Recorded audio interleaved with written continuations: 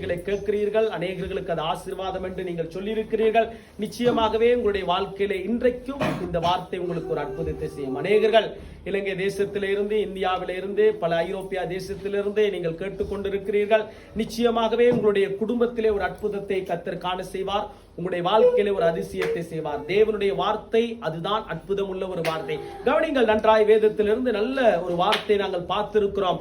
பாவத்தில இருந்து ஆண்டவர் நமக்கு ஒரு மீட்பை கொடுத்திருக்கிறார். இன்றைக்கு நம்முடைய வாழ்க்கை ஆசீர்வாதமாக இருக்கிறதுக்கான மிகப்பெரிய ஒரு ஊன்றுதல், மிகப்பெரிய ஒரு அடையாளம் என்னவென்று கேட்டால், பாவத்தில இருந்து கர்த்தர் நம்மை மீட்டெடுக்கிறார். ஆகவே பாவத்தில இருந்து நம்மை மீட்டெடுத்திருக்கிறபடியால் தான் இன்றைக்கு நம்முடைய வாழ்க்கையில ஒரு சந்தோஷம் இருக்கிறது.